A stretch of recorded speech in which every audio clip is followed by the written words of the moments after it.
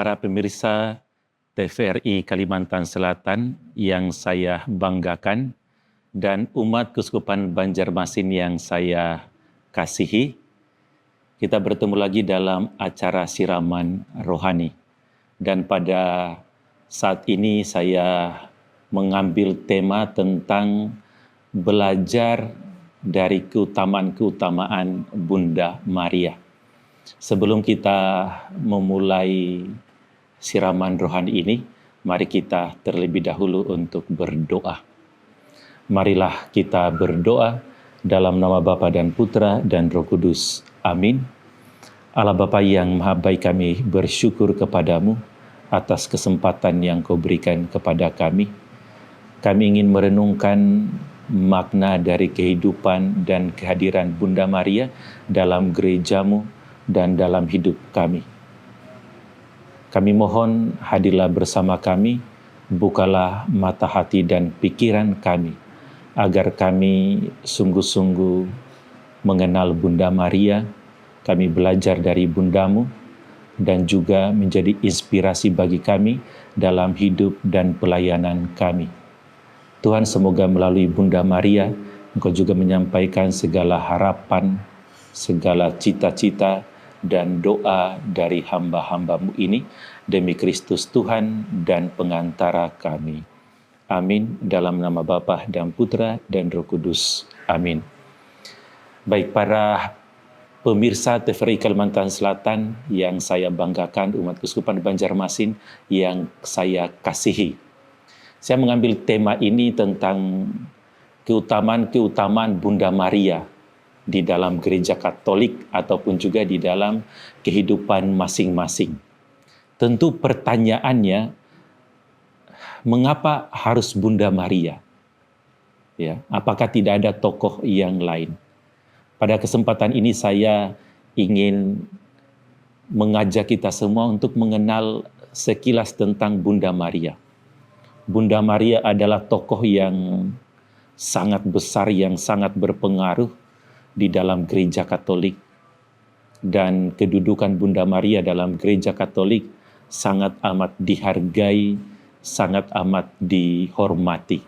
Maka baik kalau kita sungguh-sungguh mengenal siapakah Bunda Maria, lalu dalam gereja Katolik pelayanan atau tindakan konkret seperti apa, supaya kita sungguh-sungguh menghormati Bunda Maria. Dan mungkin juga setiap orang punya pengalaman pribadi bagaimana terinspirasi cara hidup Maria, baik yang didapatkan dari kitab suci atau juga dari tradisi atau dokumen-dokumen yang lainnya.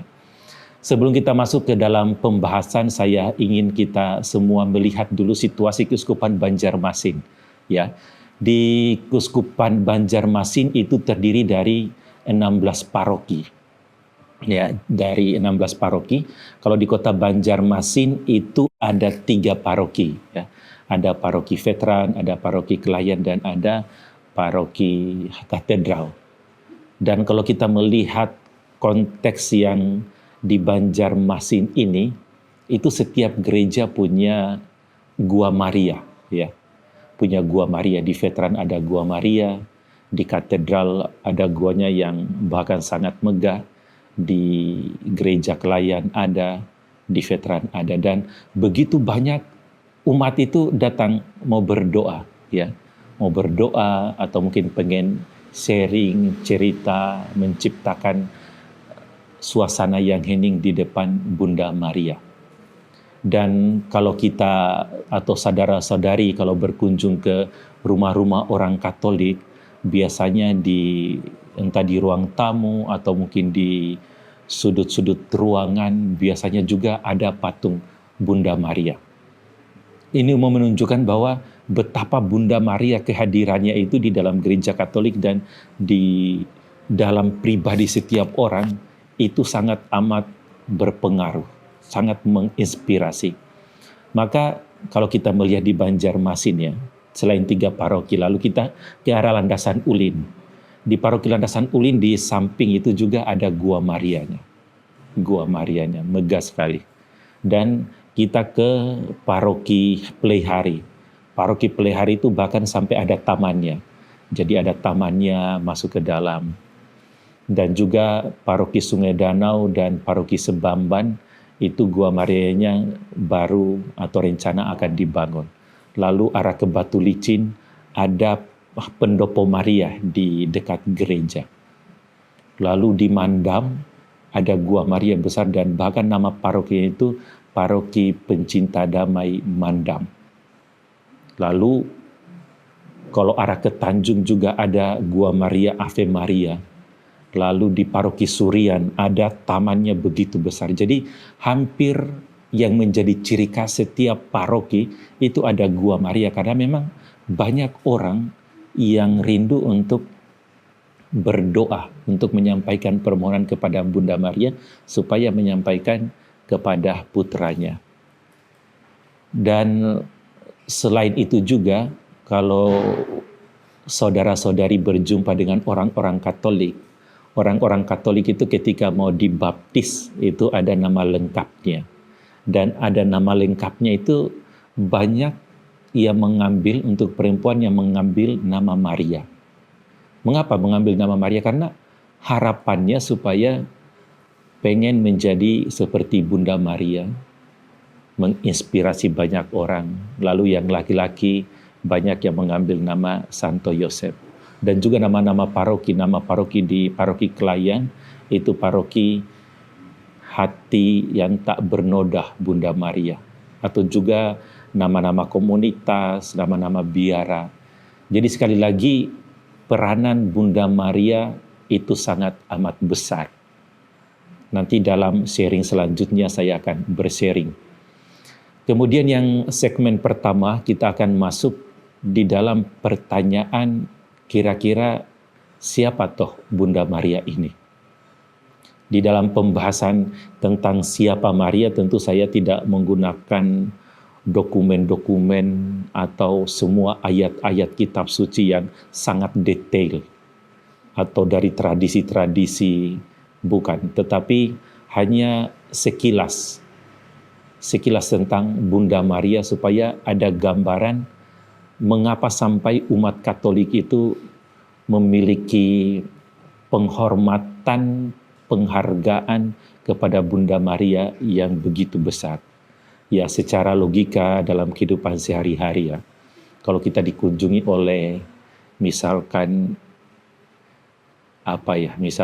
orang tua dari seorang presiden, itu bagaimana bangganya kita. Tetapi ini adalah Bunda Maria, Ibu Yesus sendiri, maka tentu itu rasa bangga, rasa bahagia itu melebihi dari segala sesuatu. Baik, dari pertanyaan yang pertama tentang siapa Bunda Maria, ya. Mungkin setiap orang punya gambaran tentang Bunda Maria, yang mau mengatakan Bunda Maria itu adalah penolongku. Karena menolong lewat doa-doaku disampaikan kepada Tuhan, atau mengatakan Maria itu adalah pemberi damai. Karena ketika di hadapan Bunda Maria, ketika di gua, itu saya mengalami ketenangan hati.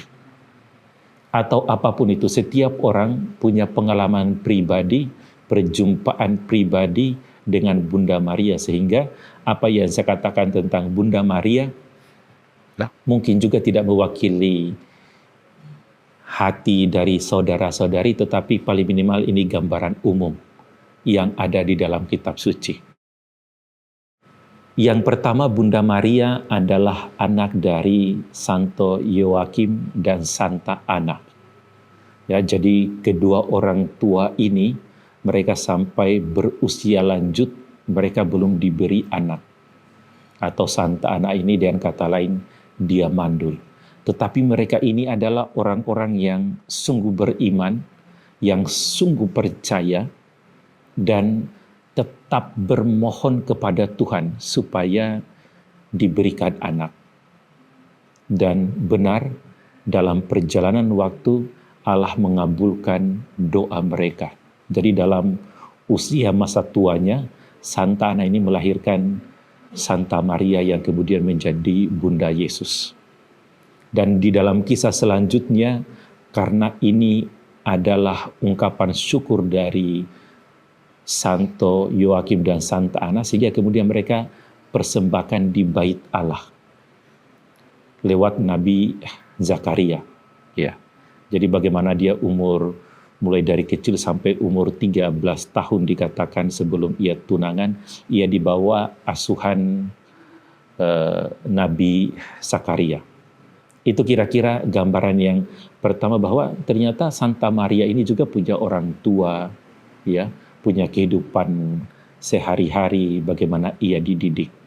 Sebelum saya masuk ke poin kedua, saya kembali mengingatkan kita semua bahwa memang di dalam teks-teks kitab suci itu tentang Maria tidak begitu banyak dibahas. Dia lahir bulan berapa, dia lahir tanggal berapa, bagaimana perjalanan panggilannya, itu tidak begitu banyak dibahas. Mengapa? Karena kita kembali ke konteks kitab suci, ya. Kitab suci itu adalah buku iman. Ada juga dikatakan bahwa kitab suci adalah buku sejarah, buku sastra. Tetapi saya mau katakan bahwa kitab suci adalah buku iman. Artinya apa? Sungguh-sungguh pengalaman orang-orang yang beriman, orang-orang yang dipilih, yang kemudian mereka sharingkan, dan itu kemudian dituliskan, sehingga menjadi pedoman bagi anak cucu. Dan juga kitab suci adalah buku sejarah, tetapi yang membedakan dengan sejarah, kalau kita belajar misalkan Candi Borobudur itu dibangun tahun berapa, kerajaan siapa, bagaimana orang proses bekerja, itu jelas yang namanya sejarah. Atau misalkan gereja Katedral Banjarmasin, gereja Paroki Klayan, Veteran, itu dibangun tahun berapa, oleh siapa, itu jelas.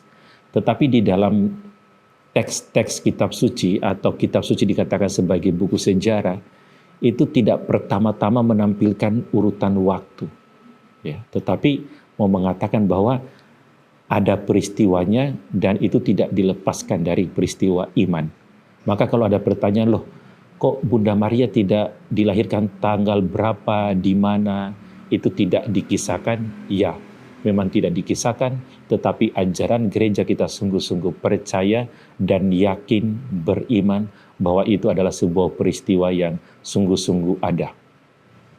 Kemudian yang kedua, kalau yang pertama tadi bahwa Bunda Maria itu punya orang tua, anak dari Santo Yoakim dan Santa Ana.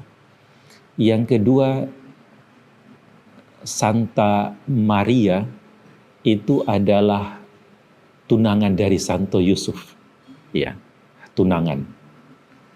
Dalam teks kitab suci juga sama, bahwa Santo Yusuf ini tidak banyak dibahas secara detail, hanya dikatakan bahwa ia adalah keturunan Daud, keturunan Abraham, ia adalah seorang raja. Dan Bunda Maria sebagai tunangan dari Santo Yusuf itu, kalau kita melihat di dalam kitab Injil Matius bab 1 ayat 18, saya akan bacakan dengan jelas, dikatakan bahwa kelahiran Yesus Kristus adalah seperti berikut. Pada waktu Maria ibunya bertunangan dengan Yusuf, sebelum mereka hidup sebagai suami istri, ia didapati mengandung dari Roh Kudus. Jadi saya kembali bahwa tadi dikatakan ibunya bertunangan dengan Yusuf. Lalu kelanjutan dari yang poin yang kedua ini, Maria itu adalah mempelai Roh Kudus. Maka tadi dalam kata selanjutnya dikatakan sebelum mereka hidup sebagai suami istri, ia didapati mengandung dari Roh Kudus. Jadi mempelai Roh Kudus artinya anak yang dikandung itu bukan berasal dari Yusuf, apalagi dari hubungan persetubuhan mereka. Dikatakan bahwa mereka masih bertunangan, mereka belum seperti suami istri dan seterusnya. Tetapi ini murni dari Roh Kudus. Dan kemudian yang terakhir adalah Maria itu adalah Bunda Allah. Bunda Allah karena Yesus sendiri adalah Allah. Itulah mungkin beberapa gambaran tentang Maria, ya. Tetapi juga saya baik untuk menyampaikan tentang dogma dalam gereja Katolik. Dogma dalam gereja Katolik, dogma itu ajaran kebenaran yang disampaikan atau ajaran gereja yang diyakini itu tidak salah. Jadi itu benar dan menjadi dogma, artinya bukan lagi perdebatan ya atau tidak, tetapi itu adalah suara dari ajaran gereja Katolik yang benar dan pasti. Ya. Dan dogma tentang Maria di dalam gereja Katolik itu ada 4 dogma. Ya, tentu setiap dogma itu ada sejarahnya sendiri, tapi saya tidak masuk di dalam proses bagaimana sejarahnya, pro dan kontranya. Tetapi hanya kita tahu bahwa ada dogma, ajaran resmi gereja. Jadi ajaran resmi gereja tentang Maria itu yang pertama dikatakan bahwa Maria itu adalah Bunda Allah. Maria adalah Bunda Allah. Mengapa? Karena kalau misalkan logikanya Maria mengandung Allah, Yesus adalah Allah, maka jelas Maria adalah Bunda Yesus sebagai Allah sendiri. Dalam proses perjalanan gereja ini bukan hal yang mudah untuk sampai pada dogma ini. Karena banyak orang-orang yang menolak ini mengatakan bagaimana mungkin Allah yang begitu agung kemudian ia dikandung oleh seorang manusia. Tetapi sekali lagi, kalau orang pada konsep ini maka berarti menolak konsep tentang inkarnasi, bagaimana Allah menjadi manusia, mengambil wujud manusia. Maka dengan adanya dogma ini, sekali lagi ini menjadi jawaban dari gereja Katolik yang pasti dan benar bahwa Maria adalah Bunda Allah sendiri. Tidak ada diskusi, oh ini bagaimana mungkin, tidak. Tetapi sekali lagi, Maria adalah Bunda Allah karena Yesus adalah Allah sendiri. Kadang orang banyak berpikir kalau Maria adalah Bunda Allah, berarti suaminya adalah Allah Bapa sendiri. Bukan seperti itu konsepnya, tetapi karena anak yang dikandung itu adalah dari Roh Kudus dan Yesus adalah Allah, maka dikatakan ia adalah Bunda Yesus sebagai Allah. Lalu yang kedua, Maria yang tak bernoda.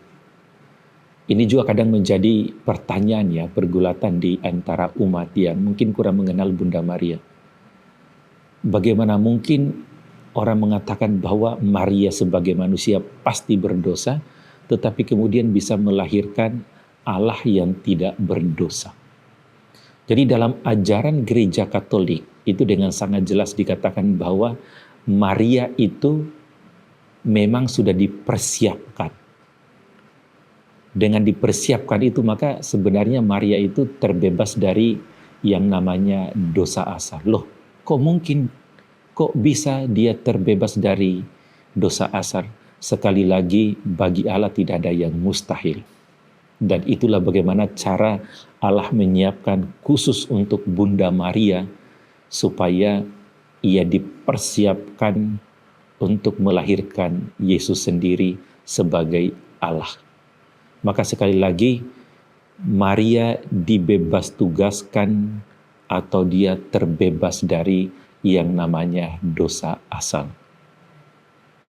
Dan kemudian kalau kita melihat juga Maria itu diangkat ke surga, ya. Jadi kalau saya melihat kembali bahwa Maria selain Bunda Allah sebagai tetap perawan, ia dikandung tanpa noda, yang terakhir itu Maria diangkat ke surga.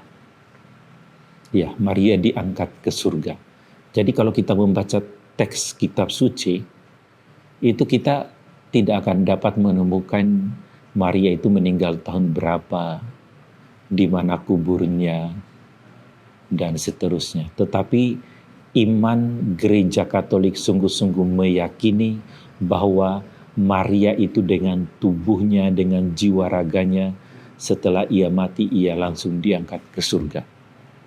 Sekali lagi hal ini bukan karena pertama-tama kekuatan Bunda Maria, bukan.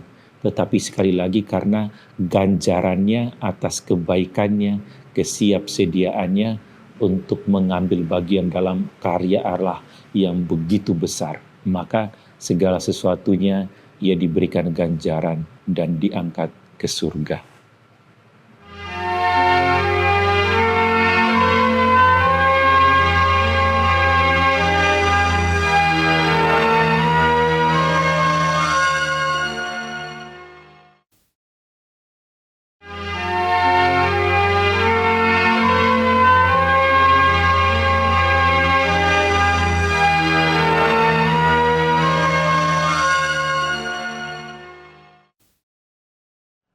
Pemirsa TVRI Kalimantan Selatan yang saya banggakan dan umat Keuskupan Banjarmasin yang saya kasihi. Pada segmen sebelumnya kita sudah melihat secara sekilas tentang Bunda Maria, siapa orang tuanya, siapa tunangannya, lalu dikatakan sebagai mempelai Roh Kudus, sebagai Bunda Allah dan dogma-dogma di dalam Gereja Katolik. Setelah kita melihat sekilas, maka rasa-rasanya bukan hal yang aneh lagi kalau kita katakan bahwa Bunda Maria itu memiliki peranan, memiliki posisi yang sangat besar di dalam Gereja Katolik. Tetapi bukan kepada pribadi Bunda Marianya, tetapi kepada pribadi yang ia kandung, yaitu Yesus Kristus sendiri. Maka kalau kita melihat bagaimana orang-orang Katolik itu memberikan penghormatan, penghargaan secara khusus. Kalau di wilayah Kalimantan Selatan, memang banyak juga umat-umat Katolik yang berdevosi, yang datang ke Gua Maria, misa. Dan hal yang kalau kita ke Jawa, khususnya di Jawa Tengah, itu bagaimana Gua Maria itu 24 jam non-stop. Dan orang dari berbagai daerah datang misa dan doa rosario. Misalkan di Sendang Sono. Ya. Sendang Sono itu kita baru masuk di kompleksnya, itu kita sudah diarahkan untuk menciptakan hati yang hening. Dan juga di Sendang Sono, di Sriningsi, Jatiningsi, tetapi juga banyak di Gua Maria. Ya.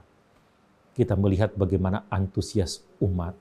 Pertanyaannya, mengapa orang datang ke situ? Ya, karena sekali lagi Bunda Maria selain karena memiliki peranan yang sangat besar dalam karya keselamatan, juga tadi ia diangkat ke surga dengan mulia dan dia diberikan rahmat-rahmat yang memang khusus. Maka banyak orang Katolik itu doa-doa mereka dikabulkan. Mereka berdoa kepada Bunda Maria, bermohon kepada Bunda Maria, lalu kemudian Bunda Maria menyampaikan itu kepada putranya. Karena iman kita mengajarkan keyakinan kalau Bunda Maria yang memohon kepada putranya, maka putranya juga besar kemungkinan akan mengabulkan kalau itu juga sesuai dengan kehendaknya dan juga sesuai dengan yang dibutuhkan oleh umatnya. Dan banyak pesta di dalam liturgi resmi di dalam Gereja Katolik, itu kita memberikan secara khusus penghormatan kepada Bunda Maria. Saya tidak dapat menyebutkan satu persatu semuanya, saya hanya menyebutkan beberapa. Misalkan yang berkaitan dengan peringatan Bunda Maria. Peringatan Bunda Maria, kalau pesta di dalam liturgis, itu misalnya 1 Januari. Itu 1 Januari kita rayakan sebagai Maria Bunda Allah. Jadi memang di dalam bacaan-bacaan, juga di dalam permenungan itu secara khusus kita menghormati tadi yang salah satu dogmanya itu Maria Bunda Allah. Maka sekali lagi peranan Bunda Maria itu devosi baik yang resmi dalam Gereja Katolik dalam misa-misa ataupun juga yang pribadi masing-masing. Itu misalkan 1 Januari. Di bulan Februari tanggal 2, Maria mempersembahkan Yesus dalam Kenisa. Itu juga bagaimana fokusnya kepada Bunda Maria yang taat dengan adat istiadat dan semuanya ia persembahkan hanya untuk Allah. 11 Februari Maria di Lourdes. Kita tahu penampakan di Lourdes itu sampai ada lagunya tentang Maria di Lourdes dan seterusnya. Begitu banyak peristiwa-peristiwa di mana penampakan-penampakan Maria sungguh-sungguh hadir. Dan juga 25 Maret, Maria menerima kabar sukacita. Jadi sama bagaimana Maria itu menerima kabar gembira dari malaikat Gabriel ini direnungkan secara khusus. Dan ini pesta, bahkan hari raya setara dengan hari Minggu. Hari raya. Jadi memang orang Katolik itu sungguh-sungguh menghormati secara khusus di dalam liturgi resmi gereja. Karena tidak ada tokoh lain yang sebesar Bunda Maria, di mana dalam 1 tahun itu begitu banyak pesta-pesta atau hari raya. Kalau seorang santo, seorang santa, biasanya ia diperingati ketika ia meninggal. Atau kalau dia misalkan mendirikan sebuah kongregasi, kemudian kita mengenal santonya secara khusus dibahas. Tetapi di dalam perayaan-perayaan Ekaristi tidak sebanyak Bunda Maria. Lalu Sabtu ketiga sesudah Pentakosta itu hati tersuci Maria. Tadi juga salah satu dogma, Maria tak bernoda. 16 Juli Maria di Gunung Karmel. 5 Agustus pemberkatan Basilika Maria. 15 Agustus Maria diangkat ke surga. Yang juga tadi salah satu dogma, Maria diangkat ke surga. Sekali lagi karena ganjarannya atas kebaikan, kesediaannya terlibat di dalam karya yang maha besar. 22 Agustus Maria Ratu. 8 September kelahiran Maria. 5 September Maria berduka cita. 7 Oktober Maria Ratu Rosario. 21 November Maria dipersembahkan kepada Allah. 8 Desember Maria dikandung tanpa noda. Dan mungkin juga itu dalam liturgi resmi, artinya memang semua gereja atau di dunia itu merayakan. Belum yang devosi yang tidak liturgis. Yang tidak liturgis itu artinya orang berdoa secara pribadi kapan ia mau. Misalkan saya pengen berdoa rosario kepada Bunda Maria. Kapan saja tergantung orang yang bersangkutan. Jadi sekali lagi banyak orang yang sudah mengalami mujizat karena perantaraan Bunda Maria. Banyak orang salah konsep bahwa Maria ini mengabulkan doa. Bukan, Maria itu bukan Allah. Maria itu bukan Allah, tetapi ia dapat menyampaikan permohonan-permohonan kita kepada putranya. Maka kalau kita melihat peristiwa di Kana, itu dasarnya peristiwa di Kana. Ya. Ada pesta perkawinan, lalu kemudian Yesus bersama dengan Maria datang. Datang di acara itu mereka berpesta.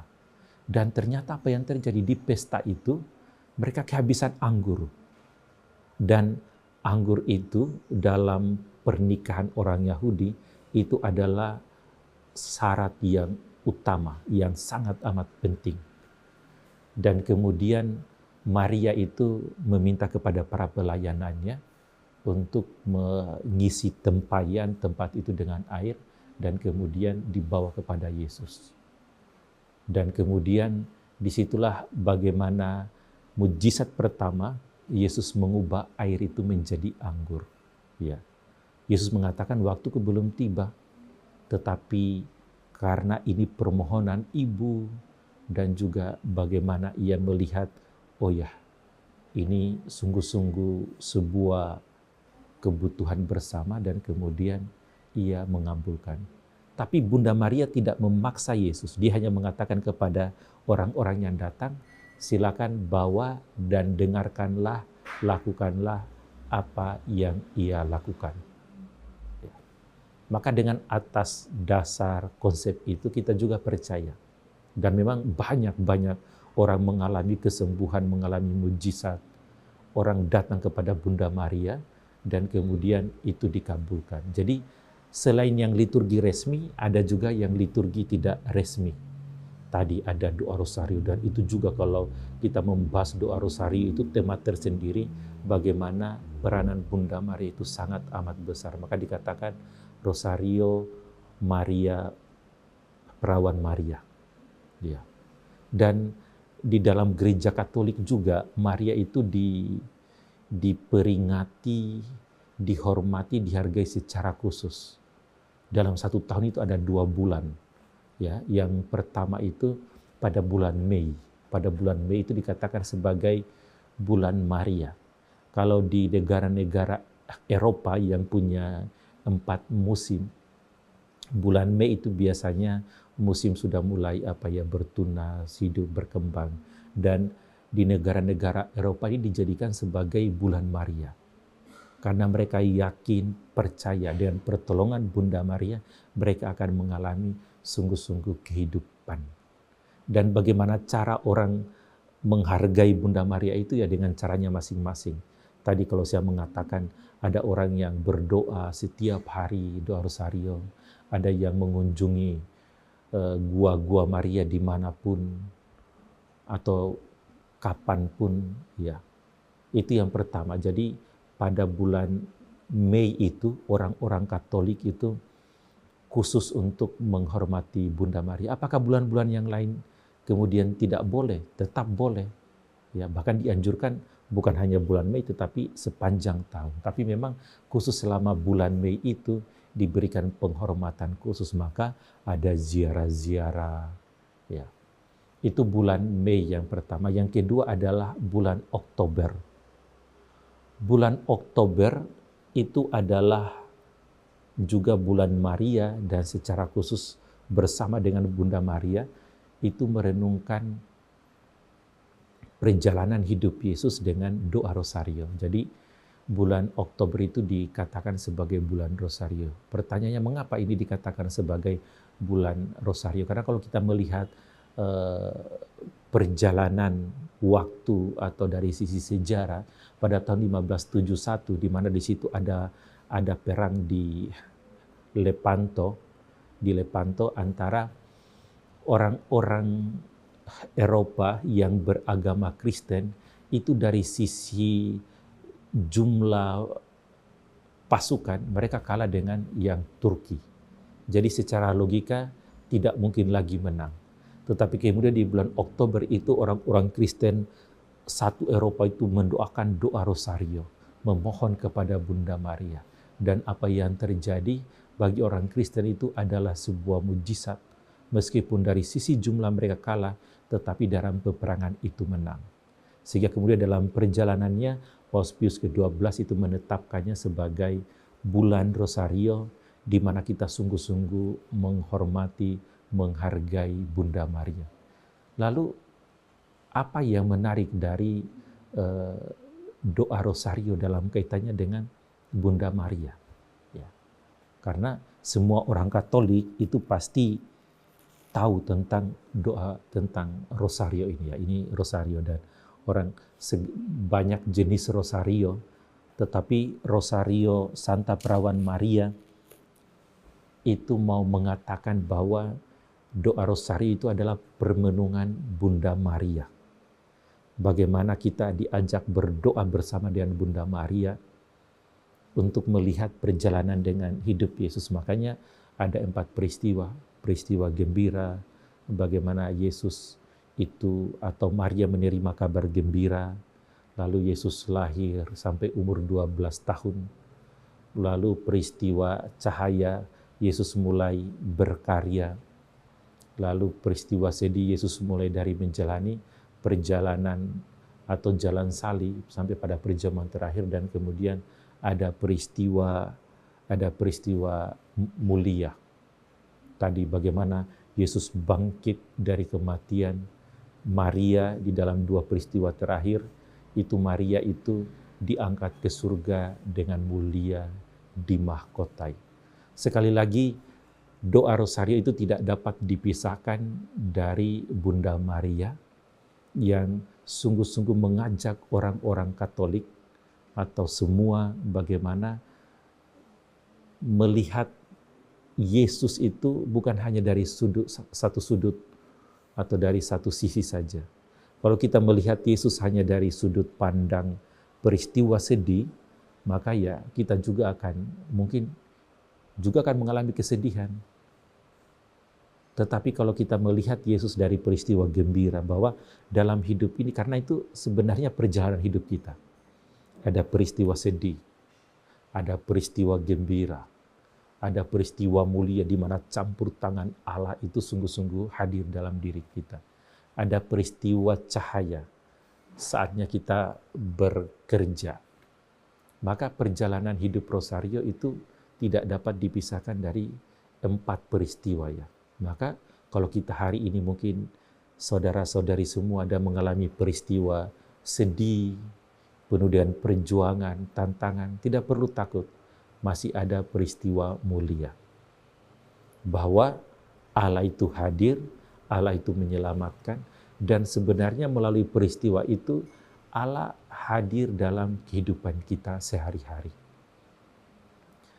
Dan sekali lagi begitu banyak dan begitu besar penghormatan orang-orang Katolik.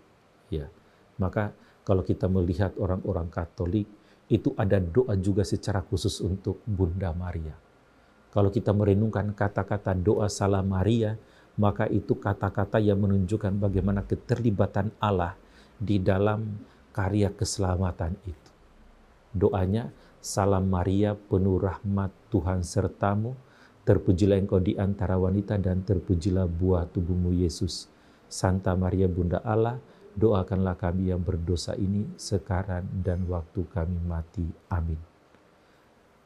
Doa Salam Maria itu menggambarkan bagaimana Allah itu mengutus malaikat Gabriel memberitakan kabar gembira. Maria adalah yang terpuji di antara para wanita. Maria adalah yang penuh rahmat. Dan karena rahmat yang begitu besar yang diberikan kepada Bunda Maria, maka kemudian di dalam bait yang kedua, kita sebagai umat Katolik itu dapat memohon. Jangankan Bunda Maria, bahkan kita juga dapat memohon kepada santo-santa di dalam gereja Katolik. Ya, apalagi ini Santa Maria, ya. Seorang santo saja, kalau kita sungguh-sungguh menyampaikan harapan doa kita bisa dikabulkan lewat perantaraan santo atau santa, orang-orang kudus. Tetapi ini sekali lagi mau menunjukkan bagaimana Bunda Maria dalam kehidupan kita sehari-hari. Ada doa Rosario, ada doa Salam Maria, ada juga doa litani, ya. Ada doa litani Bunda Maria, litani Bunda Maria, litani yang kalau saya mendaraskan beberapa ayat-ayat itu sangat penuh makna. Bunda Kristus doakanlah kami, Bunda Gereja doakanlah kami, Bunda Rahmat tersuci doakanlah kami, Bunda yang termurni doakanlah kami, Bunda yang tetap perawan doakanlah kami, Bunda yang tak bercela, Bunda yang patut dicintai, Bunda yang patut dikagumi, Bunda penasihat yang baik, Bunda pencinta, Bunda penebus, perawan yang amat bijaksana, yang harus dihormati, yang harus dipuji, yang berkuasa, yang murah hati, yang setia. Dan itu masih banyak lagi bagaimana seruan kepada Bunda Maria itu. Sekali lagi semuanya ini, perjalanannya ini bukan karena Maria itu hebat secara manusiawi, tetapi karena kemauan hatinya untuk terlibat di dalam karya keselamatan. Apakah Maria kira-kira dia tidak bergulat dengan dirinya? Oh, bergulat. Sangat bergulat bagaimana Maria. Kalau kita melihat bagaimana itu panggilan Maria. Ya. Jadi kalau dikatakan tadi Maria itu belum sangat amat dewasa karena bertunangan, ya mungkin di beberapa tulisan atau para penulis mengatakan Maria sekitar umur 14 tahun, 15 tahun. Artinya masih begitu muda. Dan ia itu masih bertunangan dengan Yusuf. Artinya belum menikah sah. Dan kemudian ketika ada peristiwa ia mengandung, kalau kita membayangkan ini, pasti tantangan yang sangat amat besar untuk Maria dan juga Santo Yusuf. Mengapa? Karena ada aturan pada waktu itu bahwa kalau melahirkan anak di luar yang sah, di luar pernikahan, maka itu dianggap zina. Dan itu berarti harus apa? Harus dirajam, harus dilempari dengan batu.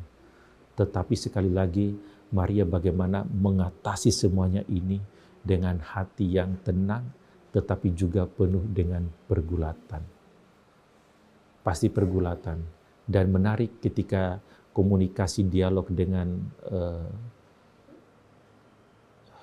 Gabriel itu sebagai utusan Allah, ia boleh protes dan seterusnya bagaimana mungkin dan seterusnya, tetapi pada akhirnya dia mengatakan, aku ini adalah hamba Tuhan, terjadilah padaku menurut perkataanmu.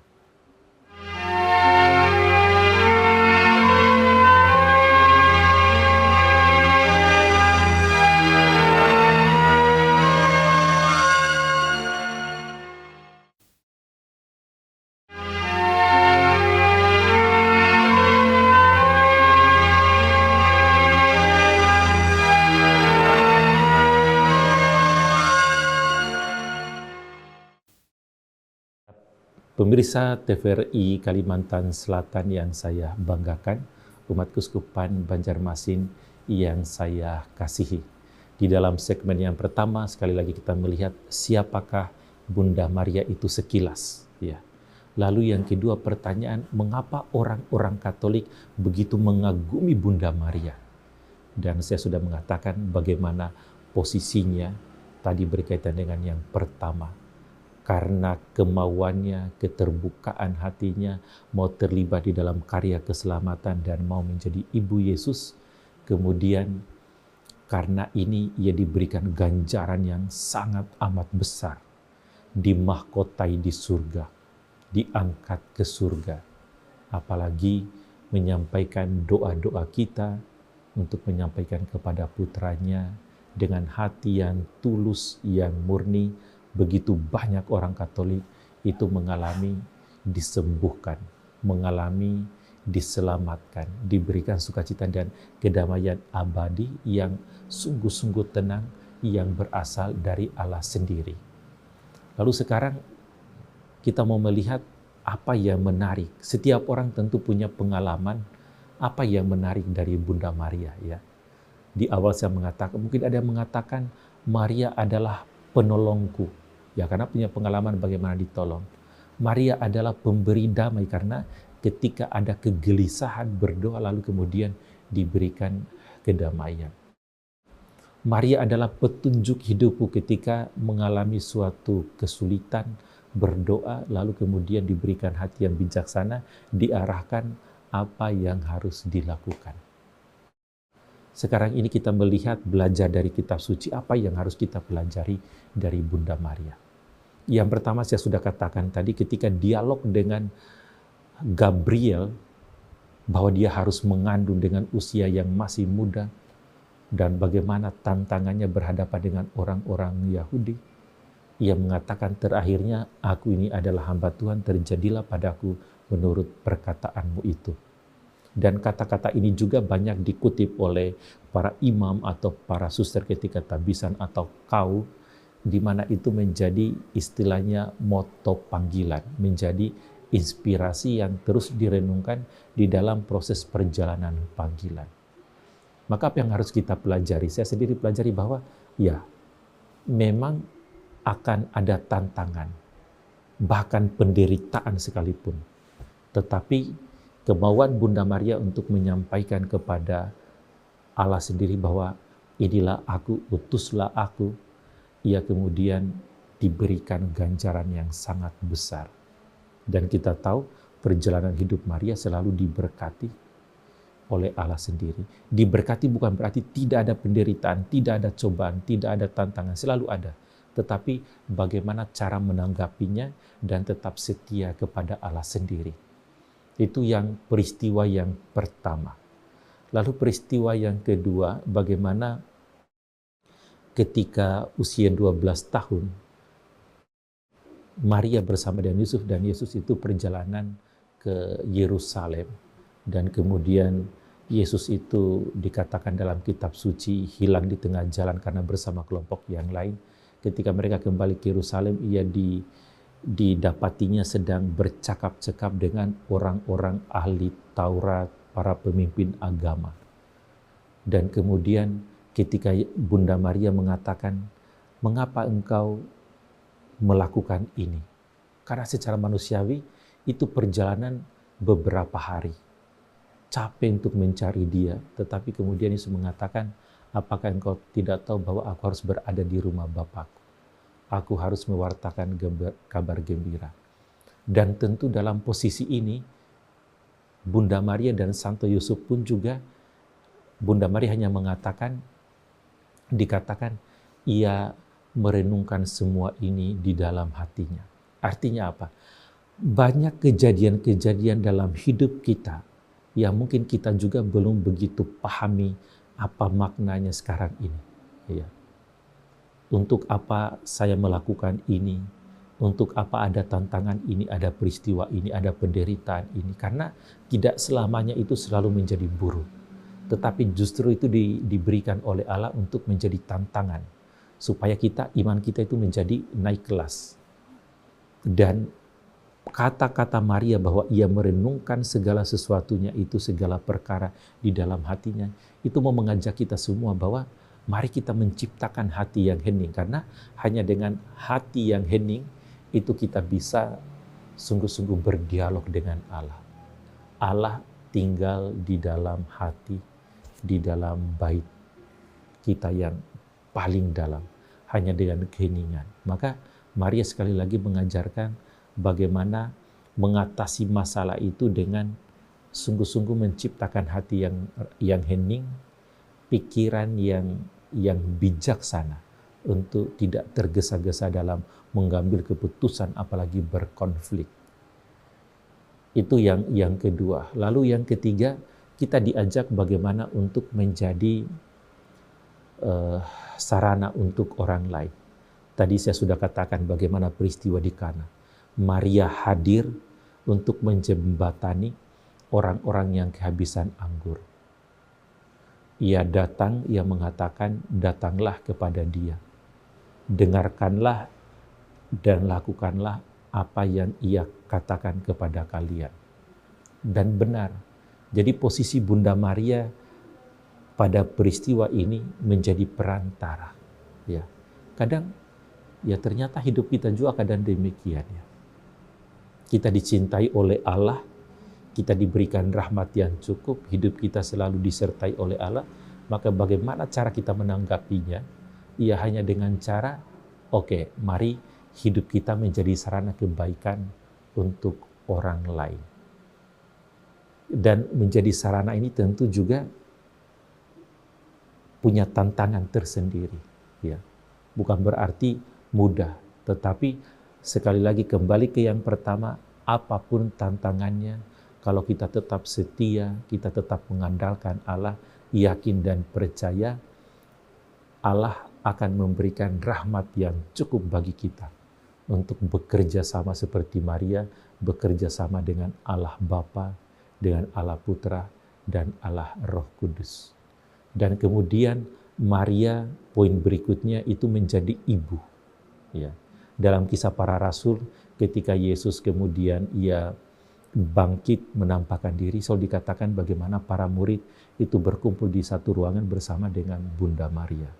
Dan Bunda Maria inilah yang kemudian menjadi bunda untuk para murid, dan kemudian dalam arti yang lebih luas, ia menjadi bunda, menjadi ibu dari kita semua.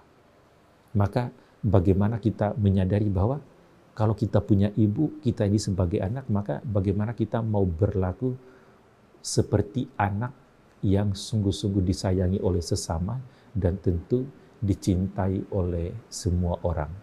Maria telah menunjukkan contoh dalam perjalanan hidupnya. Kalau kita melihat perjalanan Bunda Maria, ya dia mungkin tidak lagi memikirkan dirinya sendiri.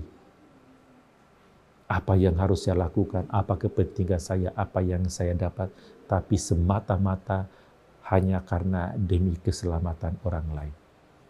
Kita bisa membayangkan kalau kita berada di posisi Bunda Maria, ketika Yesus mengalami perjalanan atau jalan salib. Bagaimana perasaan kita sebagai ibu kandung, atau mungkin juga sebagai bapak kandung. Apakah kita rela mau melihat anak kita di depan mata kita itu disiksa, harus memikul salib, harus diludahi, dan yang paling kejam, ia mati dengan cara disalib. Karena pada waktu itu orang yang mati disalib itu adalah orang-orang yang membuat pelanggaran berat, seperti misalkan sebagai pendosa, sebagai pezina, dan seterusnya. Tetapi Yesus tidak melakukan itu, tetapi ia menerima bagaimana cara kematiannya dari kacamata manusia itu. Kadang kita mengatakan bagaimana mungkin Allah, tetapi kemudian mati dengan cara disalib. Tetapi sekali lagi mari kita kembali kepada posisi Bunda Maria. Kalau kita posisi kepada Bunda Maria, kayak kita menonton di bioskop ya, bagaimana Bunda Maria melihat anaknya mulai dari disiksa, perjalanannya yang begitu mengerikan, sampai pada peristiwa kebangkitannya. Dan mungkin sekali lagi, berbicara Bunda Maria artinya berbicara pengalaman pribadi dengan Allah. Orang yang merasa disembuhkan, orang yang merasa dibantu tentu melihat Bunda Maria sebagai pribadi yang tentu mengagumkan, tetapi juga punya pengalaman pribadi yang mungkin hanya bisa diungkapkan secara pribadi. Maka itu para pemirsa TVRI Kalimantan Selatan dan umat Keuskupan Banjarmasin yang saya kasihi, tema tentang keutamaan Bunda Maria mengajarkan kita pertama-tama mengenal siapa Bunda Maria itu di dalam gereja Katolik. Ada dogma-dogma supaya kita tidak melihat Bunda Maria ini seperti orang-orang yang biasa, tetapi harus kita kenal kesetiaannya, keterbukaan hatinya untuk mau terlibat. Hanya dengan mengenal Bunda Maria yang begitu mengagumkan ini, kemudian kita menyadari bagaimana orang Katolik itu memberikan penghormatan, penghargaan, devosi-devosi baik itu di dalam liturgi ataupun juga di dalam devosi secara pribadi. Ada begitu banyak. Dan setelah yang kedua ini, dua hal ini sungguh-sungguh dipahami, mari kita masuk di dalam pengalaman pribadi masing-masing.